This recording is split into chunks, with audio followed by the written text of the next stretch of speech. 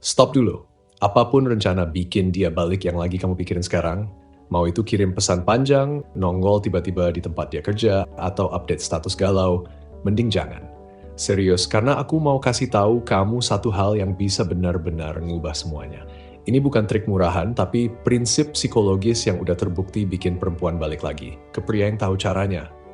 Tapi ini nggak sejalan sama apa yang kamu rasain sekarang. Justru kebalikannya, karena saat kamu lagi pengen ngejar, ngebet banget buat diperhatiin, sebenarnya kamu malah makin bikin dia menjauh. Dan aku udah lihat ini kejadian langsung. Cowok-cowok yang udah diblok di mana-mana, bahkan dikatain aku nggak mau lihat kamu lagi, bisa bikin mantan mereka balik lagi. Bukan karena kasihan, tapi karena tertarik, tulus, real, dan siap buat hubungan yang baru. Rahasianya, sebuah filosofi tua yang udah ada sejak ribuan tahun lalu. Dulu dipakai kaisar-kaisar Romawi buat menaklukkan dunia. Tapi kalau kamu pakai buat hubungan, efeknya juga luar biasa. Dia bakal ngerasa ketarik, dan kadang bahkan dia sendiri nggak ngerti kenapa. Masalahnya, hampir semua cowok nggak bakal pakai ini. Karena butuh sesuatu yang langka, kontrol diri. Dan keberanian buat ngelawan rasa panik yang kamu rasain sekarang. Jadi pertanyaannya, kamu siap jadi bagian dari 1% pria yang bisa jalanin ini? Karena inilah kebenaran yang gak nyaman, tapi justru bikin dia mulai mikir, bahkan mungkin balik lagi. Kamu tahu gak kenapa dia pergi? Bukan karena kalian kebanyakan ribut, bukan juga karena waktunya salah atau karena ada cowok lain. Dia pergi karena satu hal. Dia kehilangan rasa hormat sama kamu.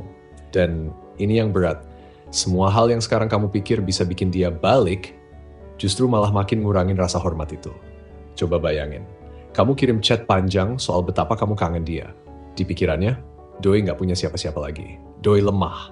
Kamu kirim klarifikasi, penjelasan, minta maaf berkali-kali. Yang dia lihat, doi nggak ngerti kenapa aku ninggalin. Doi clueless. Terus kamu posting lagu sedih, video gym, biar dia tahu kamu move on. Tapi buat dia, doi lagi mainin perasaan gue biar gue ngerasa bersalah atau cemburu. Nah, ini yang cowok zaman sekarang sering lupa. Padahal udah dipahami sama para pemikir stoik ribuan tahun lalu. Justru hal paling menarik yang bisa kamu tunjukin ke dia adalah kamu nggak butuh dia. Iya, segampang dan sesulit itu. Marcus Aurelius pernah bilang, banyak masalah yang bisa dihindari kalau kita berhenti peduli apa yang orang lain lakukan atau katakan. Artinya, udah, stop cek-cek story-nya. Stop tebak-tebakan isi kepalanya. Dan yang paling penting, berhenti bikin kebahagiaanmu tergantung dari dia balas chat atau enggak. Tapi ini bukan soal kamu pura-pura cuek atau kelihatan susah didekati, ya. Bukan itu intinya. Ini lebih dalam dari sekadar strategi. Ada satu prinsip dari filsafat stoik yang namanya amor fati, artinya cintai takdirmu. Maksudnya, terima apapun yang terjadi dalam hidupmu, termasuk perpisahan ini, dan pakai itu buat tumbuh. Buat jadi versi terbaik dari dirimu. Karena ketika dia lihat kamu nggak hancur setelah ditinggal, malah jadi lebih kuat, lebih fokus, dan lebih utuh, itu momen di mana pikirannya mulai berubah. Dia mulai mikir, kok dia bisa setenang itu tanpa aku? Aku sendiri belajar ini dari pengalaman yang gak enak.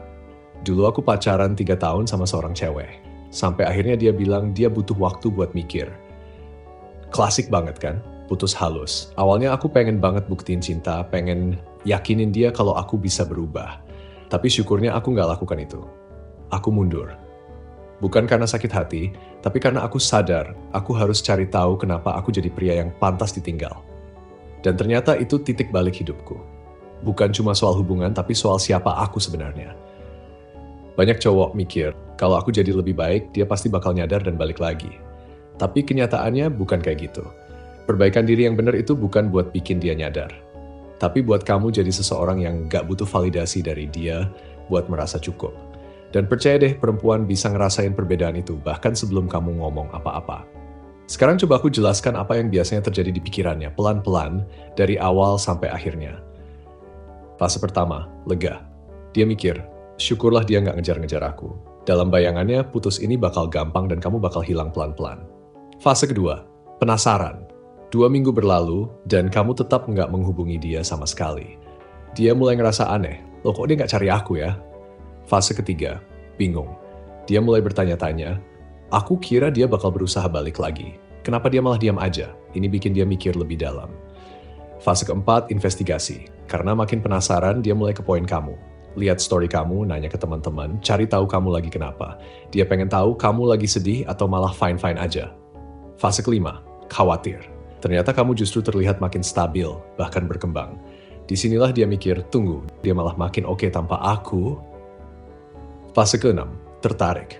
Sekarang kamu bukan lagi pria yang dia tinggalin waktu itu. Kamu udah berubah. Dan dalam pikirannya muncul satu kalimat, siapa dia sekarang? Kok kayaknya aku yang kehilangan? Nah, ini momen di mana dinamika mulai bergeser.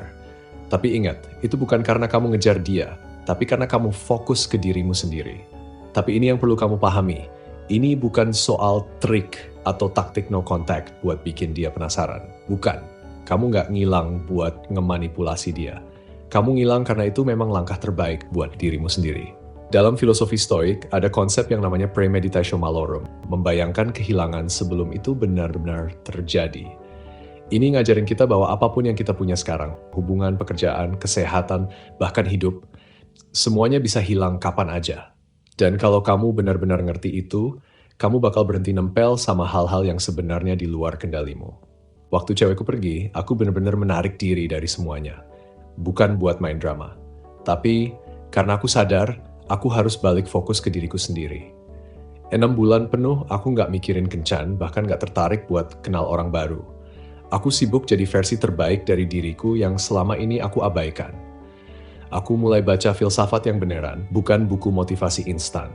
Aku serius jaga badan, bukan buat pamer, tapi karena aku sadar selama ini aku cuekin tubuhku sendiri. Aku balik nongkrong sama teman-teman yang dulu sering aku tinggalin. Aku ngelakuin lagi hobi yang lama aku lupakan. Aku juga jadi lebih semangat ngejar karier. Tapi yang paling penting, aku belajar buat nyaman sama kesendirian. Bukan kesepian ya, tapi benar-benar bisa menikmati waktu sendiri, tanpa harus validasi dari siapapun. Dan dari situlah semuanya mulai berubah. Sekarang semua keputusan ada di tanganmu. Kamu bisa terus ngelakuin hal-hal yang biasa dilakukan cowok yang lagi panik, ngirim pesan panjang, minta maaf, jelasin semua hal yang menurutmu masuk akal, dan lihat gimana rasa hormat dia ke kamu makin hilang sedikit demi sedikit. Atau, kamu bisa pilih jalan yang lebih sulit tapi jauh lebih kuat, jalan stoik. Kamu benar-benar mundur. Kamu pakai rasa sakit ini bukan buat drama, tapi buat bahan bakar jadi pribadi yang jauh lebih baik. Bangun hidup yang bikin kehadiran atau ketidakhadiran dia jadi nggak terlalu penting lagi. Apakah dia akan balik? Kalau kamu lakuin ini dengan tulus dan konsisten, kemungkinan besar iya. Tapi yang paling penting, kamu akan jadi pria yang bahkan nggak butuh dia buat merasa utuh. Kalau kamu siap ambil jalan yang lebih tenang tapi kuat, ketik stoik. Tapi kalau kamu masih mau terus ngulangin kesalahan yang sama, kayak kebanyakan cowok lain, ya udah, ketik desperate. Dan kalau kamu pengen dapetin lebih banyak insight tentang hubungan yang nyambungin antara kebijaksanaan lama dan kenyataan cinta zaman sekarang, subscribe aja sekarang. Karena prinsip-prinsip yang bikin pria dihormati ribuan tahun lalu ternyata masih jadi alasan kenapa kamu bisa tampil luar biasa hari ini. Ingat kata-kata Epictetus, gak ada yang bisa nyakitin kamu tanpa izin dari kamu sendiri. Jadi berhenti kasih dia kontrol atas bahagiamu. Ambil balik. Dan percaya deh kamu bakal kaget lihat perubahan yang datang setelahnya.